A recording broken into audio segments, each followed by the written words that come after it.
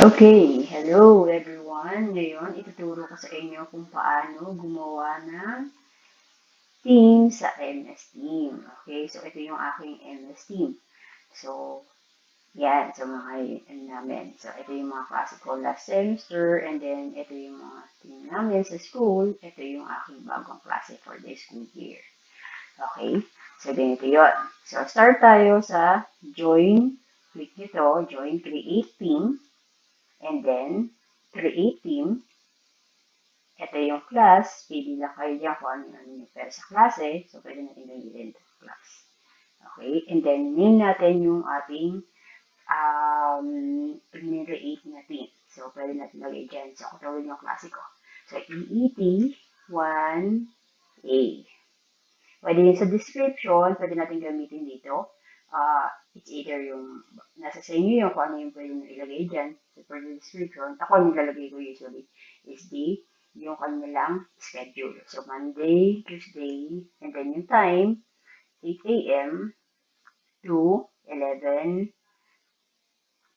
a.m. Okay. So, click nyo lang yung next. O, yan yun. So, creating na yung team natin para naman sa students. So, ilalagay nyo lang dyan o search nyo lang yung name ng student nyo. And then, base doon sa official list ng ating mga estudyante sa ating klase. So, pwede natin ilagay. So, let's say, example, ilagay ko dito yung aking MS Team or TUP account ko as a student. So, i-click ko lang yung dyan and then click nyo lang yung add. And then, after nyan, ma-add na siya. So, i-close na natin. Okay? So, ito na ngayon yung ating kinreate na team. So, yun yun. And then, dito sa files, pwede nyo yan i-click. So, yung files niyan.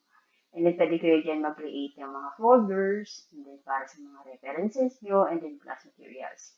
So, dito, pwede ka, ito is class materials, and then pwede ka pa mag-add ng ibang mga folders, or Word, and so on, kung ano yung mga documents na ilalagay nyo.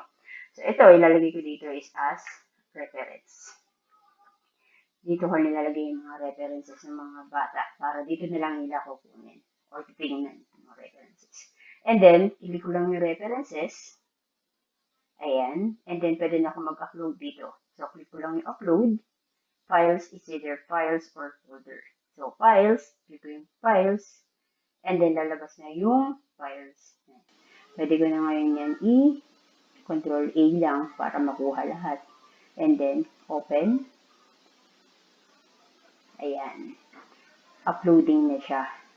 So, mabilis lang yan. Depende pa rin sa, sa ating mga internet connection. Pero usually yan, ganyan lang yan. Mabilis siya mag-upload.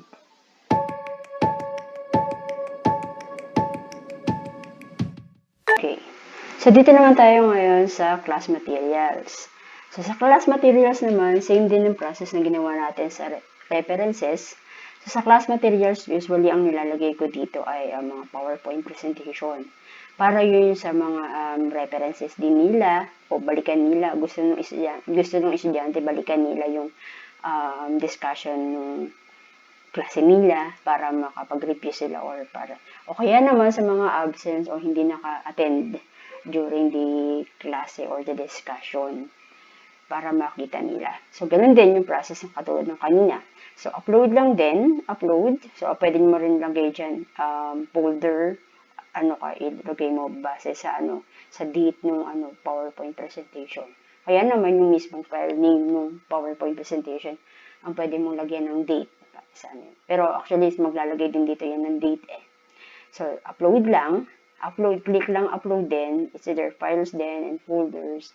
So, files tayo. And then, lalabas na yung PowerPoint presentation ulit. Same yung kanina. And then, click mo lang, pili ka lang doon kung ano yung files na kailangan mong i-upload.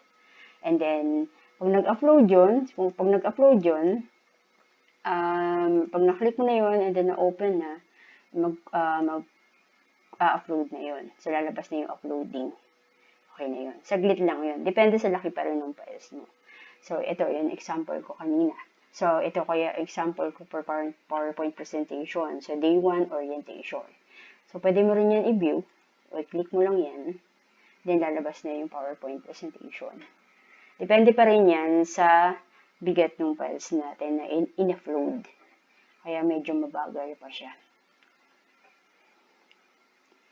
Ayan. So, ito na yung PowerPoint presentation ko during the orientation. So, ito kasi ang ginawa ko dito ay puro mga naka-hyperlink. Kaya dyan. So, pwede ko na rin yan i-ano. Kasi it's discuss lang din yan. And then orientation. So, lang din yan. Pwede din yun magkaroon ng during the discussion. Pwede mo yan magkaroon ng conversation dito.